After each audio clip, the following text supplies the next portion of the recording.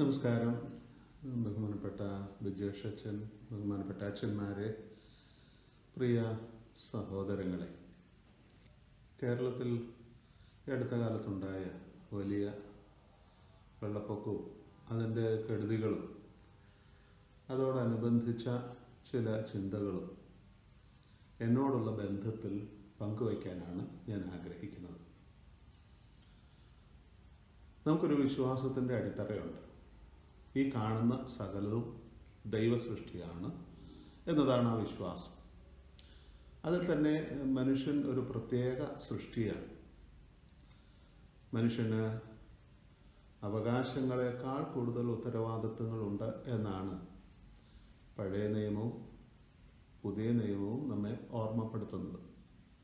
പഴയ നിയമത്തിൽ വേല ചെയ്യാനും കാപ്പാനുമുള്ള ഉത്തരവാദിത്വങ്ങൾ നൽകപ്പെട്ടിരിക്കുന്നു. പുതിയ നിയമത്തിൽ മനുഷ്യരെ പിടിക്കാൻ ചുമതലപ്പെട്ടിരിക്കുന്നു എന്നും നിർദ്ദേശമുണ്ട്.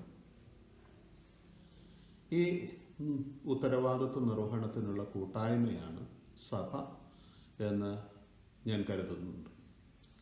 ഈ സമൂഹം തങ്ങളുടെ ഉത്തരവാദിത്വ നിർവഹണത്തിൽ സൃഷ്ടിയിലെ മറ്റ് ഘടകങ്ങളുടെ സഹകരണവും സേവനവും പ്രയോജനപ്പെടുത്തേണ്ടതുണ്ട് എന്നാണ് ഉൽപ്പത്തി 1:28 സകലത്തിന്മേലുമുള്ള ചുമതലയുടെ പശ്ചാത്തലത്തിൽ ഞാൻ കാണുന്ന നിർദ്ദേശം. ഇതിന് സമാനമായ വ്യത്യസ്ത മതചിന്തകളും അവയുടെ അടിസ്ഥാന വിശ്വാസ ധാരണകളും തീർച്ചയായിട്ടുമുണ്ട്. അവയെക്കുറിച്ച് പക്ഷേ അഭിപ്രായം പറയാൻ ഞാൻ ആളല്ല.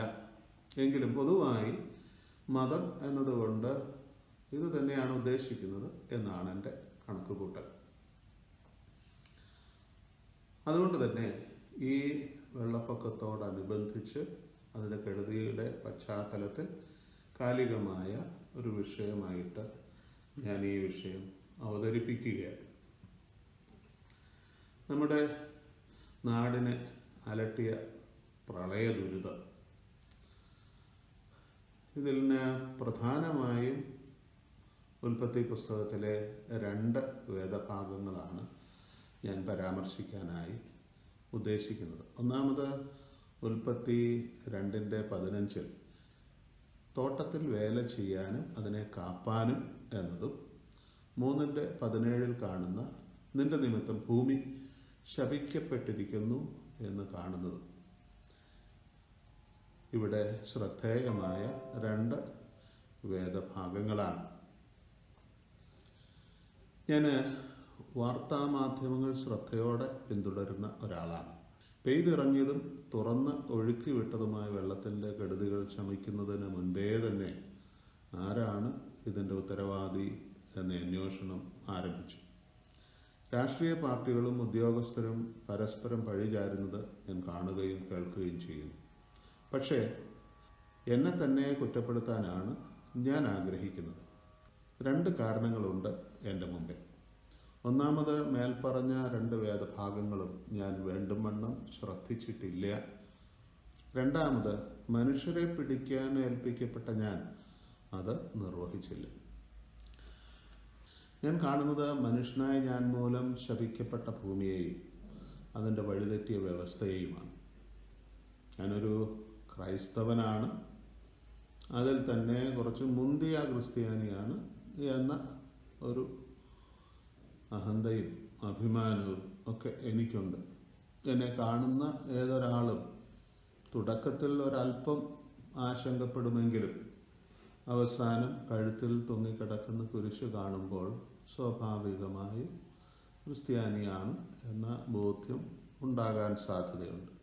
തലയിൽ ധരിച്ചിരിക്കുന്ന വസ്ത്രശകലം, പിന്നെ നീട്ടി വളർത്തിയ താടി വേറൊരു സംസ്കാരത്തിൽ നിന്നുള്ളത്, എൻ്റെ വസ്ത്രത്തിൻ്റെ നിറം സൂചിപ്പിക്കുന്നത് പിന്നെ വേറൊരു മതത്തെയാണ്. ആകെ ഒരു പക്ഷേ മുൻ പറഞ്ഞതുപോലെ ഒരു ക്രിസ്ത്യാനിയാണ് എന്ന് തെളിയിക്കാൻ ഈ നാട്ടിൽ ഈ കഴുത്തിൽ തൂങ്ങിക്കിടക്കുന്ന കുരിശ് മാത്രമായിരിക്കും. പക്ഷെ ഞാൻ അഭിമാനിക്കുന്നു, ഞാനൊരു ക്രിസ്ത്യാനിയാണ്. ഞാൻ ചുറ്റും നോക്കുമ്പോൾ ഈ മനുഷ്യനെ ഏൽപ്പിച്ച ദൈവം ഭൂമിയിൽ വേല ചെയ്യാനും കാപ്പാനുമാണ് നിർദ്ദേശിച്ചത്. വേല ചെയ്യുന്നത് തന്നെ ഭൂമിയുടെ ഉർവരതയെ കാത്ത് സംരക്ഷിക്കുന്നതിൻ്റെ മറ്റൊരു വശമാണ്. കാക്കുക എന്നാൽ തനത് സ്വഭാവത്തെ സംരക്ഷിക്കുക എന്ന അർത്ഥമാണ് ലഭിക്കുന്നത്. ഒരു വൃക്ഷത്തിൻ്റെ ഫലത്തിന്മേലുള്ള മനുഷ്യൻ്റെ അതിക്രമത്തെ ഇത്രമാത്രം ഗൗരവത്തോടെ കണ്ട ദൈവം ഫലത്തെ മാത്രമല്ല, അവ ഉണ്ടാകുന്നതും ഉണ്ടാകാത്തതുമായ മരങ്ങളെ തന്നെ കൂട്ടമായും വ്യാപകമായും അതിക്രമത്തിലൂടെ തെറ്റായ ഉപഭോഗത്തിന് വിധേയമാക്കിയ മനുഷ്യനെ എത്രമാത്രം കുറ്റാരോപിതനാക്കും എന്നതിൻ്റെ പ്രത്യക്ഷ ലക്ഷണമാണ് ഈ ദിവസങ്ങളിൽ നാം കണ്ടത്. നമ്മുടെ ആരാധനാലയങ്ങൾ, ഭവനങ്ങൾ, വ്യാപാര സ്ഥാപനങ്ങൾ, റിസോർട്ടുകൾ ഇവയൊക്കെ നിർമ്മിച്ചപ്പോൾ എന്തിന്, ആർക്ക്, എത്രത്തോളം എന്നീ ചോദ്യങ്ങൾ ചോദിക്കാനും കണ്ടെത്തിയ ഉത്തരത്തിൻ്റെ അടിസ്ഥാനത്തിൽ വിവേകപൂർണമായ തീരുമാനത്തോടെ ജീവിക്കാനും പ്രവർത്തിക്കാനും എനിക്ക് സാധിച്ചില്ല എന്നത് കുറ്റബോധത്തോടെ ഞാൻ ഓർക്കുന്നു. ഭൂമിയിലെ ദൈവത്തെ പോലെ ആയിത്തീരാനുള്ള ആദ്യ മനുഷ്യൻ്റേതിന് തുല്യമായ മനോഭാവത്തോടെ അഹന്തയുടെയും അത്യാഗ്രഹത്തിൻ്റെയും സ്വഭാവം നമ്മെ കൊണ്ടുവന്നെത്തിച്ചിരിക്കുന്നത് എവിടെയെന്ന് നാം കണ്ണ് തുറന്ന് കാണേണ്ടതാണ്. പള്ളികളുടെ മുമ്പിൽ സ്ഥാപിച്ചിരിക്കുന്ന ഏതാനും ദിവസം മാത്രം ഉപയോഗിക്കുന്ന കൊടിമരം മാത്രം ശ്രദ്ധിച്ചാൽ മതി ഈ മനോഭാവത്തിൻ്റെ ഉദാഹരണം കാണാൻ. പുതുതായി നിയമിക്കപ്പെടുന്ന വൈദികൻ പലപ്പോഴും ആദ്യം അന്വേഷിക്കുന്നത് ഈ പള്ളി തന്നെ പൊളിച്ച് പുതിയ ഒന്ന് പണിയാൻ എന്താണ് മാർഗം എന്നതായി തീർന്നിരിക്കുന്നു നമ്മുടെ സാംസ്കാരികമായ ആത്മീയതയുടെ പുതിയ ചിത്രം. അതിന് സാധ്യമല്ല എങ്കിൽ ഒരു കുരിശടി, അല്ലെങ്കിൽ പാർസനേജ്, അല്ലെങ്കിൽ പാരിഷ് ഹാള്, ഇങ്ങനെ പോകും നമ്മുടെ നിർമ്മാണ പ്രവർത്തികളുടെ ശൈലി. മുറ്റത്ത് ടൈലിട്ട് ഒട്ടും വെള്ളമിറങ്ങുന്നില്ല എന്നും വരുന്നവരുടെ കാലിൽ ഒരു തരി പോലും മണ്ണ് പുരളുന്നില്ല എന്നും ഒക്കെ ഉറപ്പാക്കാൻ നമ്മൾ നിർബന്ധിക്കുന്നുണ്ട്. ഞാൻ തന്നെ എന്നെ കുറ്റം ആരോപിക്കുമ്പോൾ ഞാൻ താമസിക്കുന്ന സ്ഥലം പാടം നികത്തിയതായിരുന്നു എന്ന ചിന്ത എന്നെ അലോസരപ്പെടുത്തുന്നുണ്ട്. ഞാൻ മെത്രാനായി വരുന്നതിന് മുമ്പേ തന്നെ അത് വാങ്ങിയിട്ടിരുന്നു എന്നുള്ളത് നിലനിൽക്കുമ്പോൾ തന്നെ പക്ഷേ അതിലൊരു കെട്ടിടം പണിത് വാസയോഗ്യമാക്കാൻ ശ്രമിച്ചത് ഞാനാണ് എന്നുള്ള യാഥാർത്ഥ്യം എന്നിലേക്ക് തുറിച്ചു നോക്കുന്നുണ്ട് എന്നത് ഞാനിവിടെ സമ്മതിക്കട്ടെ. സഖറിയ 1:3, യോവേൽ 2:12, ഹോശേയ 14:1, നെഹമായ 1:9 തുടങ്ങിയ വേദഭാഗങ്ങളിലൂടെ തിരിച്ചു വരിക, ദൈവത്തിങ്കിലേക്ക് തിരികെ വരിക എന്ന് നിരന്തരമായി കഴിഞ്ഞകാല മനുഷ്യനെ ഉപദേശിച്ച ദൈവം ഇക്കാലത്തും നമ്മോട് പറയുന്നത് അതുതന്നെയാണ്. തിരിച്ചു വരിക, വേലയുടെയും കാവലിൻ്റെയും മനോഭാവത്തിലേക്ക് തിരിച്ചു വരിക. ആവശ്യത്തിന് അല്ല, അത്യാവശ്യത്തിന് മാത്രം പ്രകൃതിയിൽ ഇടപെടുക. മരങ്ങളെയും മലകളെയും കുഴികളെയും വയലുകളെയും കുളങ്ങളെയും വായുവിനെയും ജലത്തെയും ജീവിക്കാൻ വേണ്ടി മാത്രം ഉപയോഗിക്കുക. ഇവയൊക്കെ മറ്റുള്ളവർക്കും അവകാശപ്പെട്ടതാണ് എന്ന വിവരത്തിലേക്ക് ഉണരുക. യെശയ്യാ പ്രവാചകൻ പ്രവാസത്തിൽ വസിച്ചിരുന്ന ജനത്തോട് സകല കുന്നുകളും താഴ്ന്നു വരും, സകല താഴ്വാരങ്ങളും ഉയർന്നു വരും, സകല വളവുകളും നിവർന്നു വരും എന്ന് പറയുന്നത് അവയെ ഇടിച്ചു നിരുത്താൻ, അവയെ നികത്തിയെടുക്കാൻ, വളവും പോരായ്മകളും നീക്കി വീതി കൂടിയ റോഡുകളാക്കാൻ ആയിരുന്നു എന്ന് ആരും ചിന്തിക്കും എന്ന് കരുതുന്നില്ല.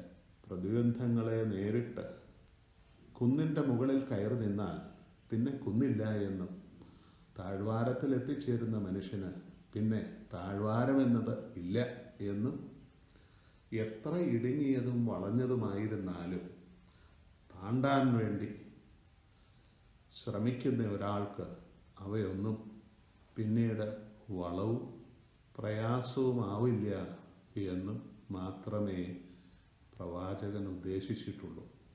ബാബേലിൽ നിന്ന് കനാനിലേക്ക്, യെരുശലേമിലേക്ക് തിരിച്ച ജനം ഇതെല്ലാം താണ്ടിയാണ് തിരിച്ചു വരികയും രണ്ടാം ദൈവാലയം, പട്ടണം ഒക്കെ നിർമ്മിക്കുകയും ചെയ്തത് എന്നത് ചരിത്ര യാഥാർത്ഥ്യമായി അവശേഷിക്കുന്നു.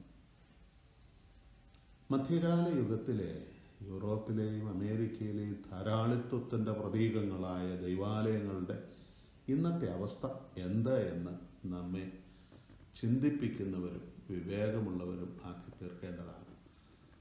ഒരിക്കലും സ്ഥിരതാമസത്തിന് കേരളത്തിലേക്ക് വരില്ല എന്നുറപ്പുള്ള മക്കളുള്ള മാതാപിതാക്കൾ പക്ഷെ കേരളത്തിൽ പണിതതും വാങ്ങിയതുമായ പാർപ്പിടങ്ങൾ 10,000-കണക്കാണ്. ഈ നിർമ്മാണങ്ങൾക്കായി വെട്ടിയ മരങ്ങളും കുഴിച്ചെടുത്ത കല്ലും കട്ടയും ഇരുമ്പും നമ്മോട് എന്താണ് പറയുന്നത് എന്ന് ശ്രദ്ധിക്കണം. ഭൂമിയിൽ ചിന്തപ്പെട്ട ഹാബേലിൻ്റെ രക്തം സ്വയമായി നിലവിളിച്ചപ്പോൾ ശ്രദ്ധിച്ച ദൈവം ഈ വെട്ടപ്പെട്ട മരങ്ങളുടെ കുറ്റികളും അവ നിലനിന്ന മണ്ണും നിശബ്ദമായി നിലവിളിക്കുമ്പോൾ കേൾക്കുന്നുണ്ടാവില്ലേ? രണ്ടറ്റവും കത്തുന്ന മെഴുകുതിരി പോലെയാണ് കേരളത്തിലെ മലയാളികൾ, പ്രത്യേകിച്ച് ക്രൈസ്തവ സമൂഹത്തിലെ അംഗങ്ങളുടെ അവസ്ഥ. ഒരു തലമുറയ്ക്ക് മുമ്പ് 5, 7, 10 ഒക്കെ അംഗങ്ങളുണ്ടായിരുന്ന കുടുംബങ്ങളിൽ ഇന്ന് 1, 2 കുട്ടികൾ മാത്രം. അവർ പോലും വിദേശത്ത് പഠനം കഴിഞ്ഞ് അവിടെ തന്നെ ജീവിതം തുടരുന്ന ശൈലിയാണ് കാണുന്നത്. അപ്പോൾ പിന്നെ ആർക്കാണ് നാം ഈ പണിതുയർത്തുന്ന വമ്പൻ മിനാരങ്ങളുള്ള പള്ളികളും കെട്ടിടങ്ങളും അതിൻ്റെ മുമ്പിലുള്ള കൊടിമരവും എന്ന് ആലോചിക്കുമോ? നമുക്ക് നാളുകളെ നശിപ്പിച്ചിട്ട് വേണമോ ഇന്ന് നിർമ്മിക്കാൻ? ഇന്നത്തെ സുഖസൗകര്യങ്ങളുടെ ചിലവിൽ വേണമോ നാളത്തെ തലമുറ ജീവിക്കേണ്ടത് എന്ന ചോദ്യം. ദൈവം സൃഷ്ടിച്ചതെല്ലാം നല്ലത് എന്ന് കണ്ടതാണ്. അതിൽ മരങ്ങളുണ്ട്, പൂക്കളുണ്ട്, ചെടികളുണ്ട്, മൃഗങ്ങളുണ്ട്, പക്ഷികളുണ്ട്, മൃഗങ്ങളും മത്സ്യങ്ങളും എല്ലാം നിറഞ്ഞൊരു ലോകത്തെയാണ് ദൈവം സൃഷ്ടിച്ചത്. അവയെ സംരക്ഷിക്കാൻ ഏൽപ്പിക്കപ്പെട്ടിരിക്കുന്ന മനുഷ്യന് നശിപ്പിക്കാതിരുന്നെങ്കിലും കൂടെ എന്ന ചോദ്യം നമുക്ക് ഉയർത്താം. ഉള്ള മരങ്ങൾ വെട്ടാതിരിക്കാൻ, 1 വെട്ടിയാൽ 2 നടാം. കഴിയുന്നിടത്തോളം വെള്ളം, വായു, പ്രകൃതി ഇതൊന്നും മലിനമാക്കാതിരിക്കാൻ, ഭൂമി അതിൻ്റെ സ്വാഭാവികത നിലനിർത്താൻ ആവശ്യമായ സാഹചര്യം കാവൽക്കാരായി നമുക്ക് സൃഷ്ടിക്കാം. യേശുതമ്പുരാൻ പറയുന്ന ഉപമയുണ്ട്. വേലക്കാരനെ ഉത്തരവാദിത്വമേൽപ്പിച്ചിട്ട് വിദേശയാത്രയ്ക്ക് പോയ ഉടയവൻ്റെ ഉപമ. തിരിച്ചു വരുമ്പോൾ കാണുന്നത് പരസ്പരം തല്ലുകൂടുകയും വഴക്കുണ്ടാക്കുകയും ചെയ്യുന്ന, എല്ലാം നശിപ്പിക്കുന്ന, നിലത്ത് കുഴിച്ചിടുന്ന, ഒട്ടും വളരാൻ വികസിക്കാൻ സമ്മതിക്കാത്ത വേലക്കാരനാകാതിരിക്കാം നമുക്ക്. ഈ ഭൂമിയെ വേല ചെയ്ത് സംരക്ഷിച്ച് നമുക്ക് നല്ലതായി തന്നെ നിലനിർത്താം. അപ്പോൾ മഴ വന്നാലും വെയിൽ വന്നാലും കടൽക്ഷോഭമുണ്ടായാലും കാറ്റടിച്ചാലും ദൈവം നമ്മെ സംരക്ഷിക്കുകയും നശിക്കാതെ ജീവിക്കാൻ സഹായിക്കുകയും ചെയ്യും. നമുക്ക് ദൈവസന്നിധിയിൽ നമ്മുടെ ഉത്തരവാദിത്വം നിർവഹിക്കുന്നവരാകാം. ദൈവം നമ്മെ എല്ലാവരെയും വിവേകമുള്ളവരാക്കി തീർത്ത് അനുഗ്രഹിക്കട്ടെ. നന്ദി, നമസ്കാരം.